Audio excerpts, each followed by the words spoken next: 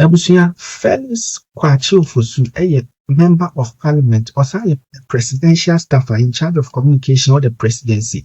Then during the SONA debate, the State of the Nation address, our President Mahama Echo deliver last week, and debate, during the debate, the true Felix Ofosu Kwakye son. And what didn't say too, because before Felix Ofosu Kwakye Bekasano, na Kwakye Oppong Nkruma, Adne Afenyomarke Makasa didn't send to Jaba about President Mahama said obey appointed only 60 ministers. Kwakye Oppong Nkruma ni Afenyomarke during the Omo debate and say President Mahama appointed President Mahama appointed minister 60 per, but a lot of presidential staffers. No. And Felix Ofosu Kwakye, in charge of communication or the presidency, will man see our parliament. Very much, Mr. Speaker, for giving me the opportunity to contribute to the debate on the message delivered by the President of the Republic of Ghana, His Excellency President John Dramani Mahama, to this House.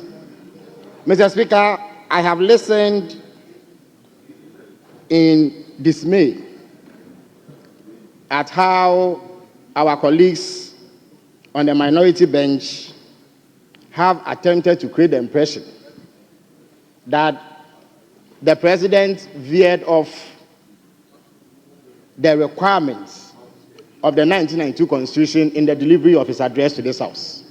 Mr. Speaker, Article 67 of the Constitution is quite clear that the President is to deliver a message on the state of the nation before this House. So if any president came here and focused his entire attention on telling us what the state of the nation is, without going into what plans he has to address whatever problems he has encountered, Mr. Speaker, he will be well within his rights to do so. But right at the outset, President Mahama made it clear that he was not here merely to give an account on the state of the nation, but he was here to tell us exactly what he was going to do to get us out of the abysmal depths into which the Akufo-Addo-Bawumia government sank this nation. And Mr. Speaker, he inspired hope in the generality of the people of Ghana.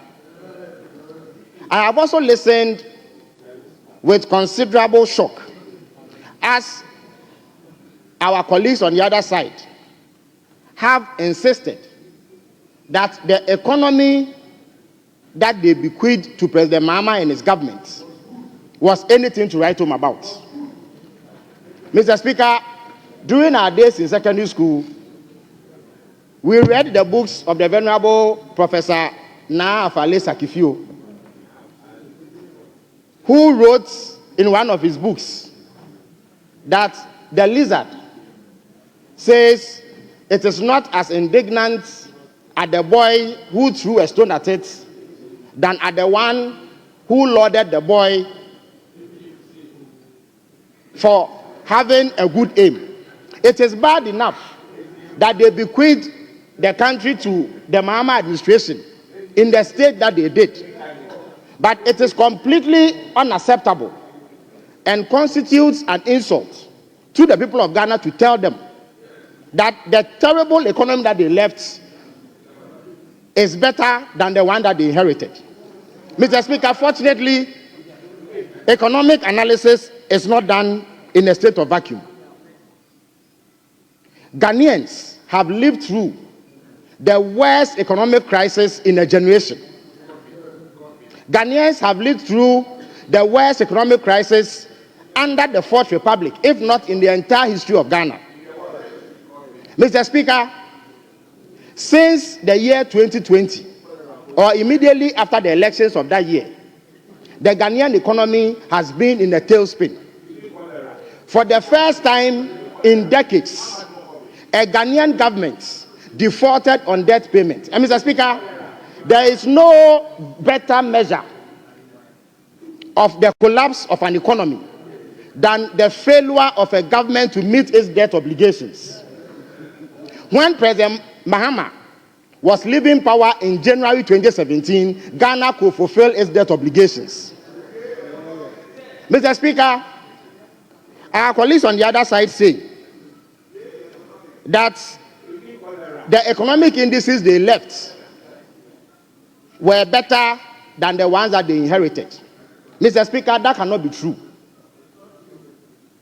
Mr. Speaker, when the NDC was leaving power in 2017, our debt to GDP ratio, which is a theoretical measure of whether or not you can offset your debt in one bullet payment to the size of your GDP, showed that we could do that with barely half of our GDP and still have almost half to spare on other things. At a point, our debt to GDP ratio under the MPP leapfrogged to 104%. It meant that if theoretically we were to pick all of our GDP and pay our debt with it, we will still require another 4% to do so. It is the worst in our history under the Fourth Republic. Mr. Speaker, the budget deficit is the greatest indicator of economic prudence, because the fundamental principle of economic management is that you cannot live beyond your means. Even in our own lives, if you spend far more than you earn, you would always end up in difficulty. Mr. Speaker, when we were leaving power in 2017, our budget deficit, which essentially measures the difference between your revenue and expenditure, was 6.1%. Mr. Speaker, since the year 2020 up until 2023, every single year under the MPP, they left double-digit deficits. Mr. Speaker, if you look at the exchange rates, in the year 2016, the Ghanaian cedi lost 9% of its value in the entire year. Mr. Speaker, last year, the cedi lost 19% of its value.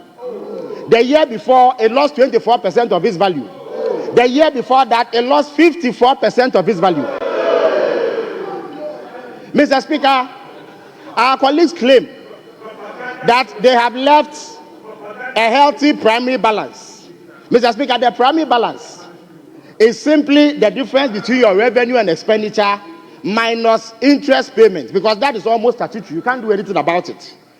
Mr. Speaker, they programmed a surplus or a primary balance of positive 0.5%. Mr. Speaker, I can tell you that on commitment basis, they have missed that target by 800% margin.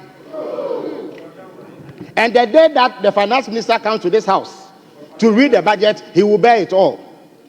You cannot have that kind of primary balance and insist that your economy is healthy. Mr. Speaker, look at our public debt. They inherited a public debt of 120 billion Ghana cedis. And I remember distinctly that President Akufo-Addo stood to your right in this house and declared that the 120 billion Ghana cedi debt was unheard of. At the last reckoning, Mr. Speaker, our public debt stood at 721 billion Ghana cedis. Even then, Mr. Speaker, it was because they denied 1.3 million Ghanaian bondholders of the rights to earnings on their bonds.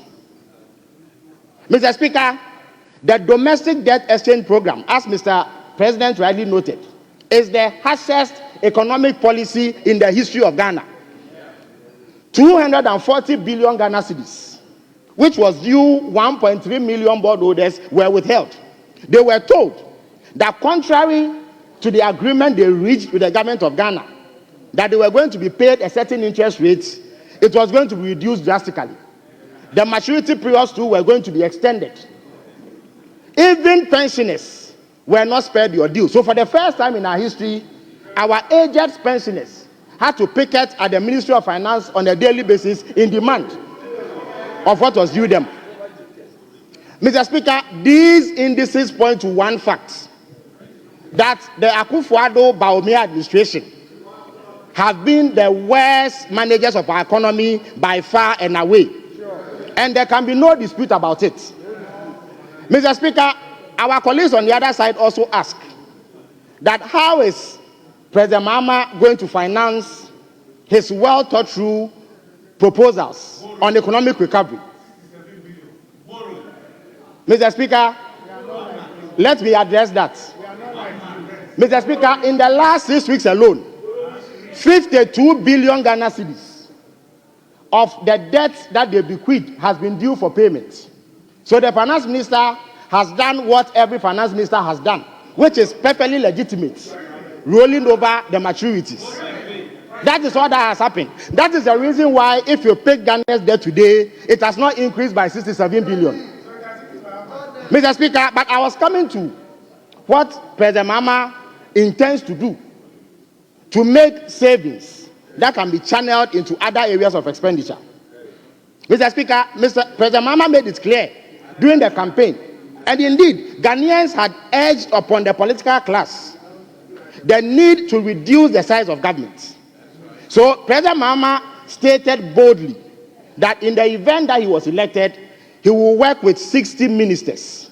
This compelled our colleagues on the other side to immediately promise to work with 50 ministers.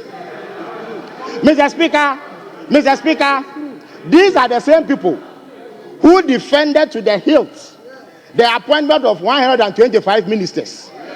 Mr. Speaker, it would interest you to note that the worst economic outcomes that this country has seen emanated from their performance between 2017 and 2020. After that point, all they did was to try to patch up for the wrongs of 2020. That terrible economic performance was brought about by the biggest government in our history of 125 ministers.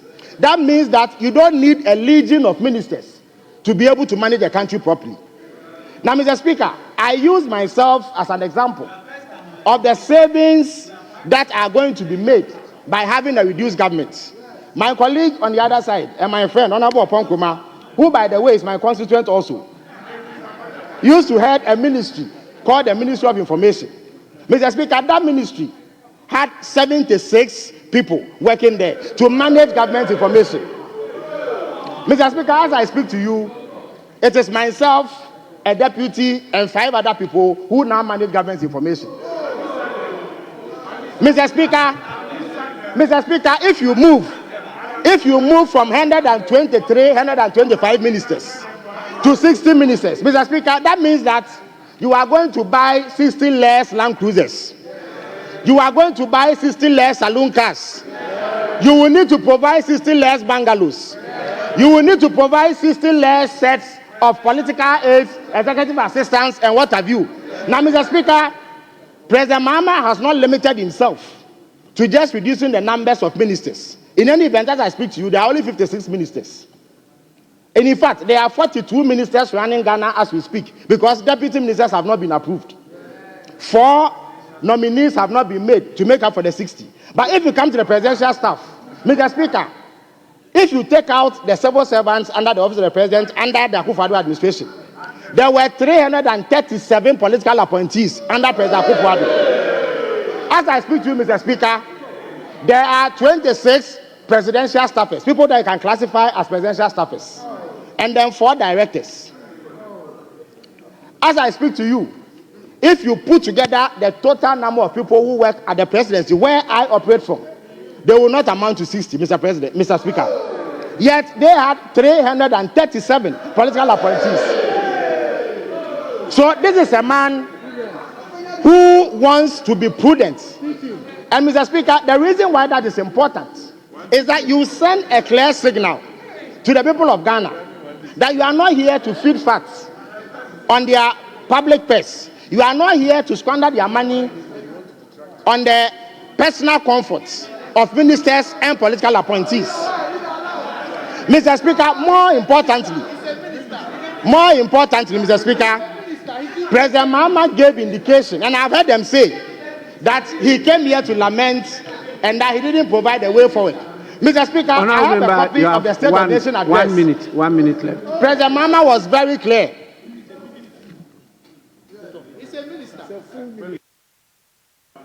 Mr. Speaker, he has just started.